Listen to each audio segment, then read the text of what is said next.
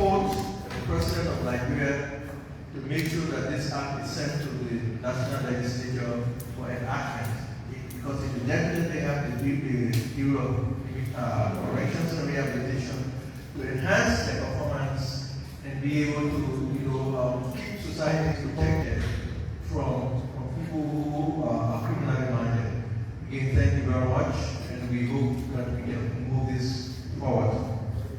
Thank you very much for the purpose of channeling that the speaker who just walked away.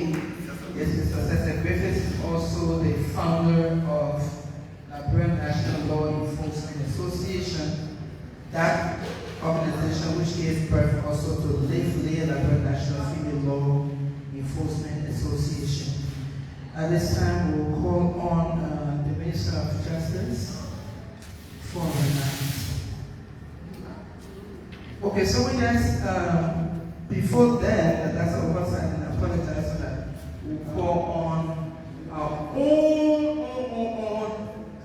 Councillor Kamen, who's putting all of his time in this work. Councillor, we want to the podium.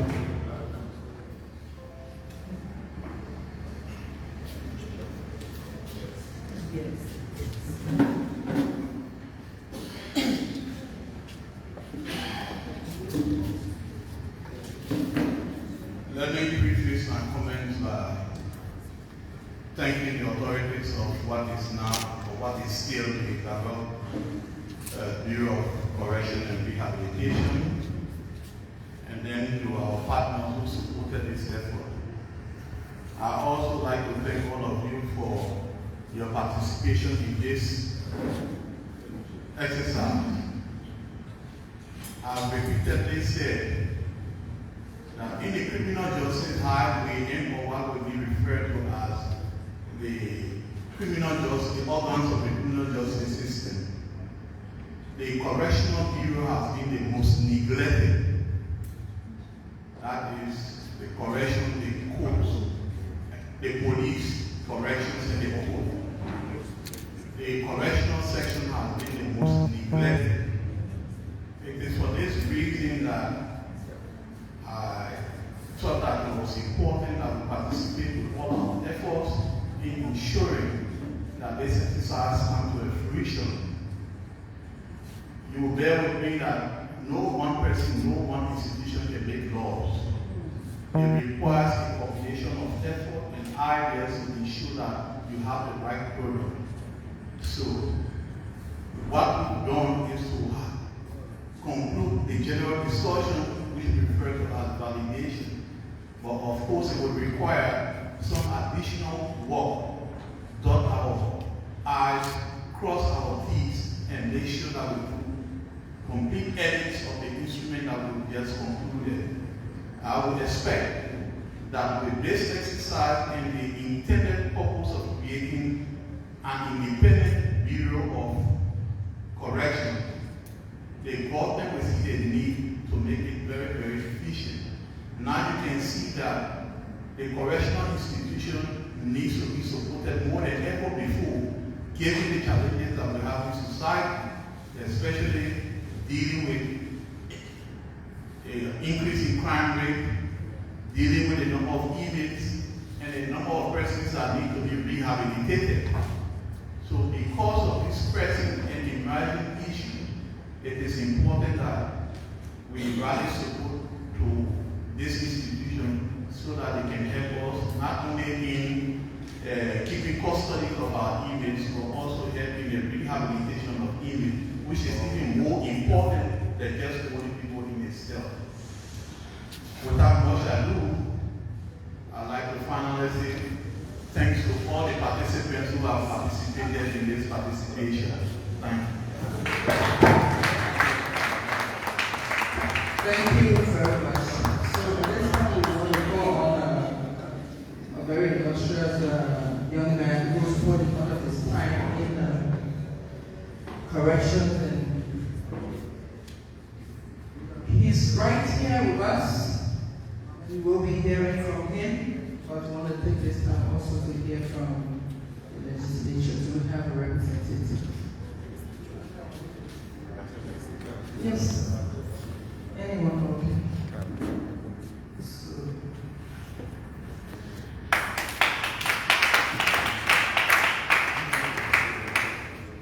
good afternoon. First, I want to make this correction that I am not speaking for the entire legislature of Liberia. An invitation was extended to us in the legal department of the Liberian Senate. That is why we are here, and we are happy to be part of this process. And it is hopeful that the legislature will seek wisdom to pass this act into law. Once again, thank you for allowing us to be part of this process. Thank you.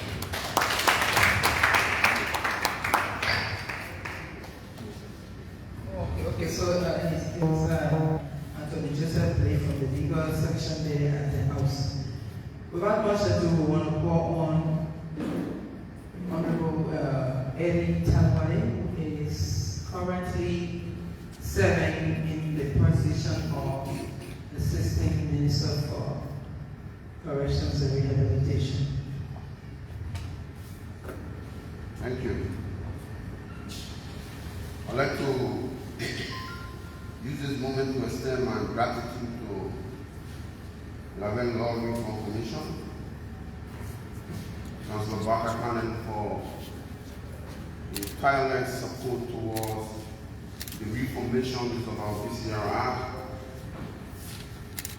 Councilor Cannon, you have played an unapologetic role in ensuring that BCR can be transformed from its present status to a different quality. I'd like to say I salute your resilience.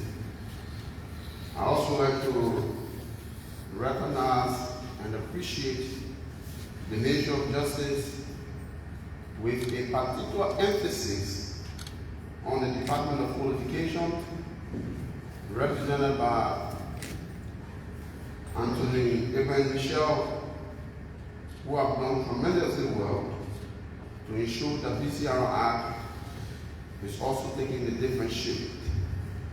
We have debated, we have cross-pollinated ideas to ensure the trajectory of BCR can be projected. I also like to recognize the UNDP for the financial and moral support. The UNDP have been very supportive in ensuring that BCR is not only the act of BCR, but in ensuring that probation, the Department of Probation, is also fully capacitated with logistics and training opportunity as well. I'd like to say thanks to you, the UNDP Fund, the American Bar Association. I'd like to extend my gratitude and congratulations to the American Bar Association headed by Mr. Bob Murray. You know, Mr. Bob Murray used to be former corrections advisor to the Bureau, so he understands the intricacies and challenges that is confronting our institutions. Fortunately for us, he was given the opportunity to serve as the country director of the American Bar Association. So barrage of our challenges is visible on the decks. He's fighting to ensure that BCR is transformed. That is why he's deeply involved into ensuring that BCR Act can be sent to the legislature and subsequently we can gain our autonomous status. I'd like to appreciate our correction advisor, Mr. Thomas Mahama, the veteran correction practitioners who served the Ghana correction system and also came to reform our corrections during our dark days. Mr. Thomas Mahama, you have my distinguished honor for your efforts. The Human Rights Department of the Ministry of Justice, the Department of Economic Affairs, and to the NEOBN, you have the distinguished honor, our great distinguished sisters, Massa and all other correction veterans, including our former correction officer who now become Antonia Law actively involved into the legal practice. From my understanding, he's one of our county attorney or assistant county attorney in one of our counties.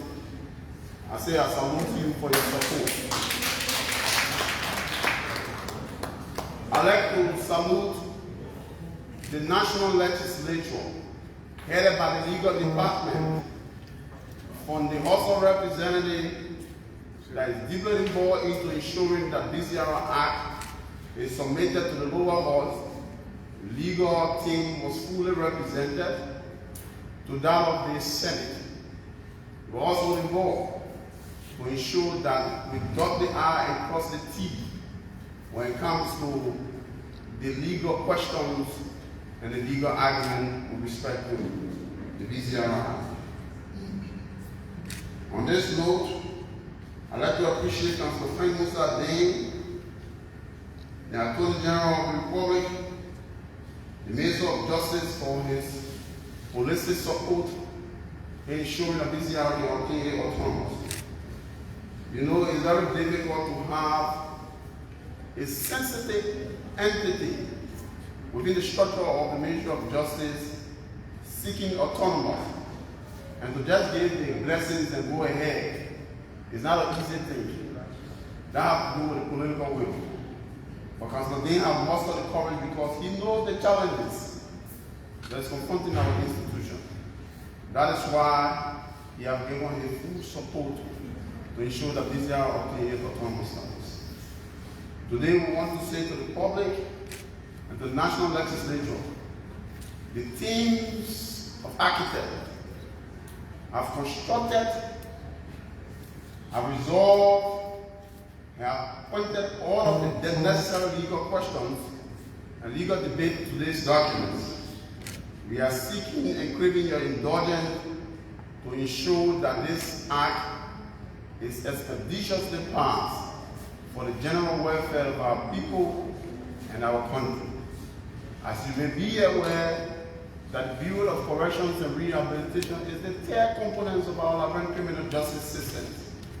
This basically has to do with the issues of rehabilitation, reintegrations of inmates, and that of the issues of placement treatments within our structure of our criminal justice system.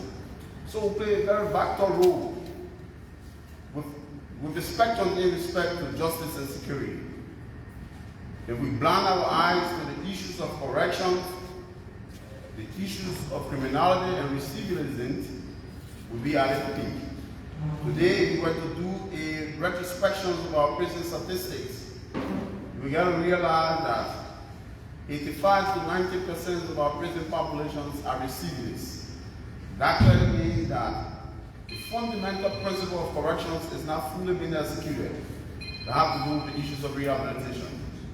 The question is, are guys within the DCR are not competent or qualified to do the work? We say no. The reason being is the issues of political will and opportunity. It's the issues of financial capacity. These are our fundamental constraints that is confronting our institution to move it on its rightful trajectory.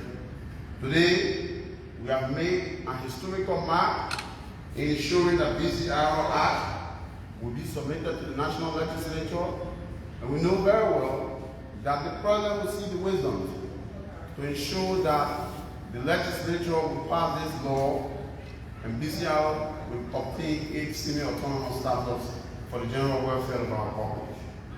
I also like to emphasize to our general public that the President is supporting the Bureau, the government is supporting the Bureau. It is up to us to formulate all of the necessary policy in the best interest of the entity and our prisoners. To our prisoners, I'd like to inform you that the team is in your support. Our responsibility is to do reformations, is to do corrections, and reintegrate you in the society that you may be useful for the well-being of our public and the state. And that is why we are focused on the issues of rehabilitation. The history has been made in our Department of Rehabilitation. We have organized a lot of rehabilitation programs ranging from tailoring carpentry, soap making, tie dyeing, as well as psychosocial counseling program within the system. Within the system, I like to say that this is why we are striving towards addressing the unprecedented challenges that is confronting our system. There have been a public outcry on the presidential pardon with respect to the 500 release of prisoners in the spheres of our country. I'd like to say to you that the president has made a pronouncement. It is the technocrats that are working on the necessary security details to address the presidential pardon. In not too distant future, the president will be executing his constitutional mandate in conformity with the technical operations of the bill. You know, the president is the president. He has the constitutional responsibility, but the president also can consult with us, and that's why the president has consulted with us and said, look, BCR, through the Ministry of Justice and the Attorney General, you guys are on an obligation to deal with the technical details and to ensure that those individuals that's in good standing, in conformity with the prison standard, good behavior, and the rehabilitation program must obtain the issues of presidential pardon. And so we are working on the necessary metrics, we are working on the necessary issues, the technical details, and so subsequently we will conclude with that and we'll submit the listing to the office of the president, to the Attorney General, and we'll lay that to rest. Those who will be opportune to come out, regain the social liberty, will come out and begin to move their life in different courses and different trajectories. Those who will not be opportune, that means that you need to study your life and begin on a different path, begin to go through the necessary rehabilitation program, and the biopsychosocial assessment team will begin to analyze the behavior, the behavioral pattern within the system, and you might be recommended again in a very soonest and possible time for another presidential pardons. The presidential proclamation has been made. It will affect the 16 prisons and the 15 counties. The analysis is ongoing, and that will be done by our team, and we'll move forward. I'd like to say thanks so much to the press and the public. I'd like to appreciate your coordination. We want to say that the media can help us to ensure that this act is fully promulgated to the public, that the public know the basis for which BCR is seeking its autonomous status. There are challenges, a lot of challenges, but these challenges can be surmounted. We don't want to be in violations of the Mandela prison rule and that of the international human rights treaties and protocol with respect to corrections. That's why we are seeking our autonomous status to ensure that we are in adherence with all of the legal metrics and documents globally and domestically. I'd like to say thanks to our organizing team, our dynamic prison director and his deputies. You guys have done extremely well to ensure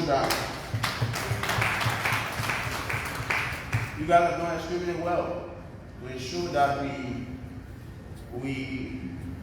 engage in UNDP, our necessary partners, to address the situation that is at stake. We look forward in having more conversation with the media. We'll update the media as our regular activity is ongoing in respect to what is obtained within the 15 and the 16 prisons of our country. The president is seeking and looking forward to renovating the prison in Harper. As you may be aware that there was a situation that took place in Harper, we brought about a severe national security crisis. The president is working along with the team to ensure that the Harper prisons is rehabilitated, renovated, and go back to full prison operations. The president is focusing on Grand Judah Prison, which is our maximum security facility for a much more capital offender, to ensure that we can have more detail. We are also seeking our partner support to galvanize and beef up the strength of the institution. BCR is challenged when it comes to mobility, so our international partner can help us through the directions. We're seeking the office of the president to in that directions when it comes to mobility. We're also seeking an increment in BCR budget when it comes to the feelings of inmate. It's very important. The feelings of inmate is one of our cardinal issues that need to be addressed by our state actors and state craft. Because the prison population cannot reduce. It's increasing every day. We're also seeking the relocations of the Moreover Central prisons. The history of that prison was basically constructed for the capacity of 350 to 375. Today, if you went at the Moreover Central prison, you have over 1,600 and above. That means that we have 100% increment at the Moreover Central prison. We have to relocate the prisons. We have the capacity, we have the space at Chismore. We're showing that we can work on the new constructions of our prison facility. The Moreover Central prison has lived its usefulness. We have to get a modern facility. We want to involve into prison industry. We want to focus on building more technical ideas, technical skill training program of our inmates. And when they come out, they can be very useful for our society and so on. We also want to conclude by appreciating the U.S. Embassy through the INL program for the fleet management operation at the prison facility. Today, if you have a vehicle, if you want your vehicle to be maintained, you want it to be serviced, if you got any mechanical issue with your vehicle, come to the prison. We'll deal with that for you very well. We have the technical that can deal with that. Prisoners are well-trained mechanics. They can deal with it. And so that has been some of our support given by the U.S. Embassy and that of UNDP as well. And so we involved into the tailoring program as well. We're trying to get into much more detailed contracts with public schools to sew more uniforms for the public schools. We can be contracted for that. Prisoners are in the capacity to do that. The National Palace of Correction have a very large capacity, a lot of equipment to do that. So we're hoping that the public can begin to engage us, and we can start sewing public school uniforms, reduce the cost on government, reduce the cost on our public when it comes to the issues of buying a uniform and so on. At this point in time, we look forward to the press for any questions and answers. We are available, and we say we are humble to submit. Thank you. Thank you very much. So, the open public planning is yes, the questions. Speak to the issues that are being who's going to take the lead? Yeah.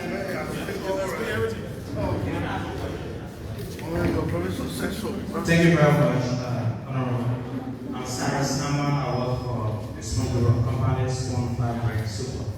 You talk about two key issues which Liberia has challenges: political will and financial constraints.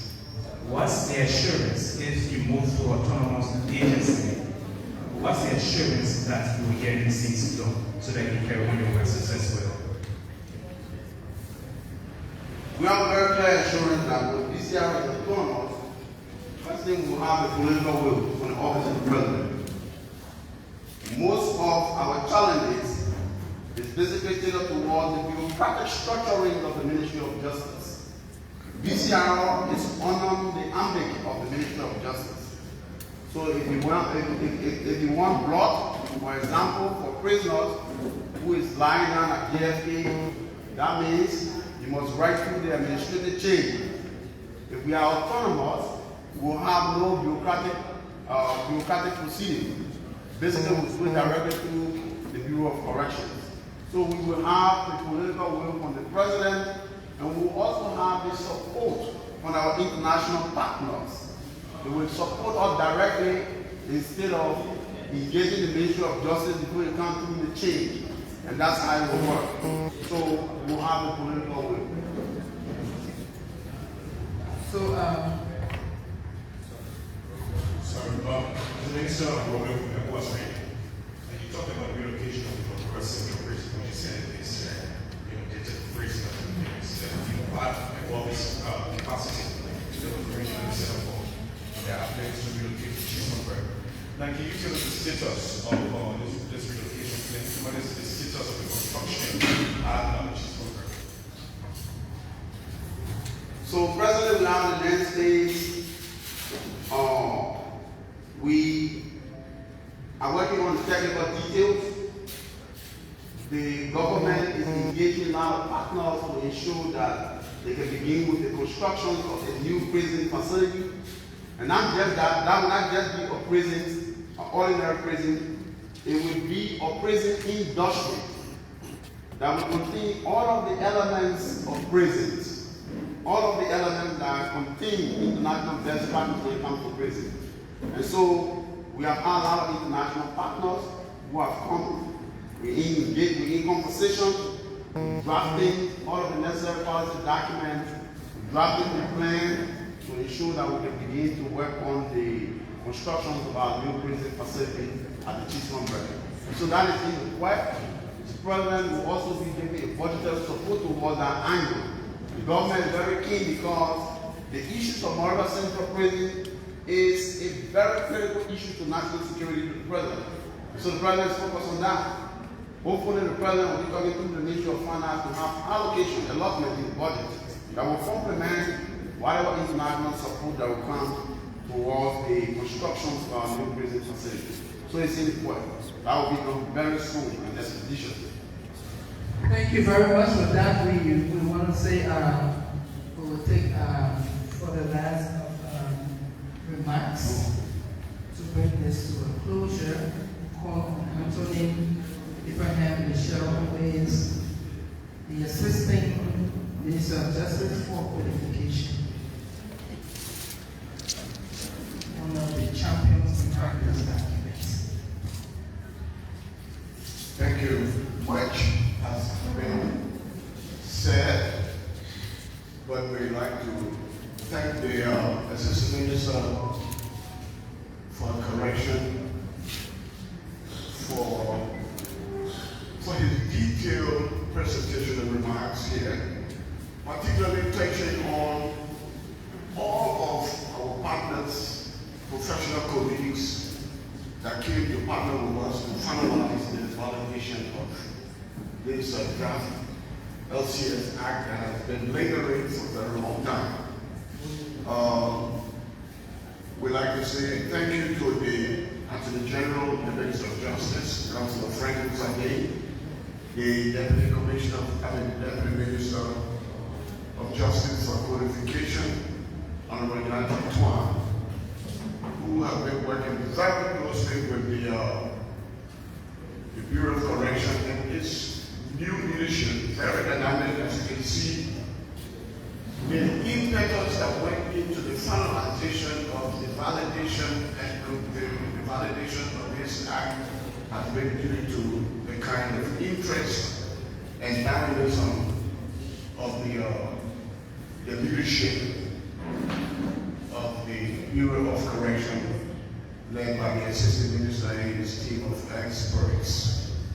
So the UNDP has been very forthcoming as one of the partners that has shared, giving us the kind of support to do these validations. They have financial implications. Bringing experts around in a consortium like this to do a technical piece of work requires resources, and many a time when government does not have those, particularly the Ministry of Justice does not have those liquid finances, our partners have been forthcoming, and the UNDP has been very, very helpful. This is the last leg of the validation process of this bill. We were in Buchanan for about 3 days, and we did not complete, and so we had to come to finalize it here in Monrovia. So, on behalf of the Minister of Justice and Attorney General, the Republic Library, and my boss, the Deputy Minister of Justice for Codification, we'd like to thank all of our professional colleagues, led by the Law Reform Chairman, Councilor Khan, Professor Khan, our representative from the AD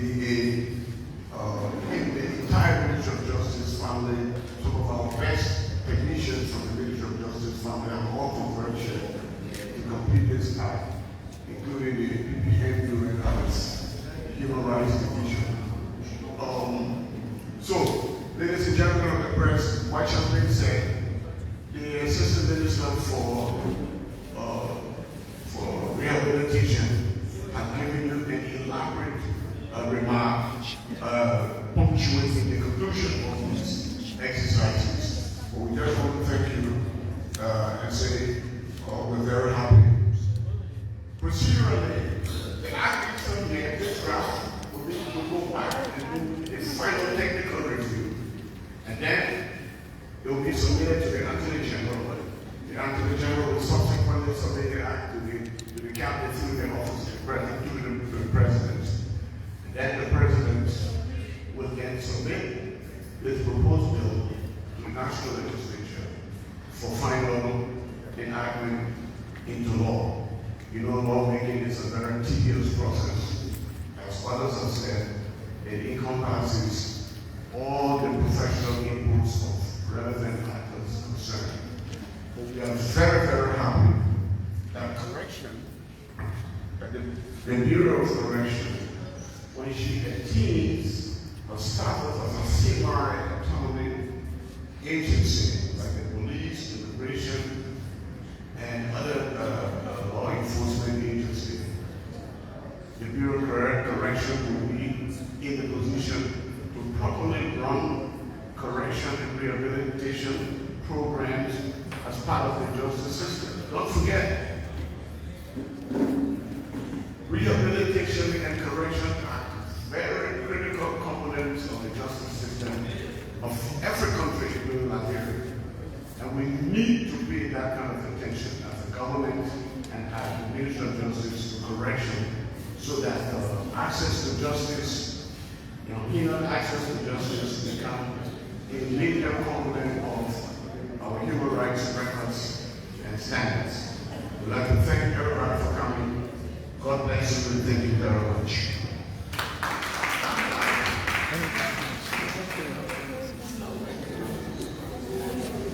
On the Director of Prison who was here for us, the vote of thanks.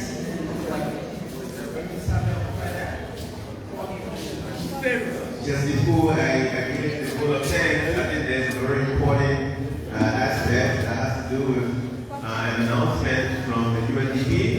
UNDP come and just make a brief announcement.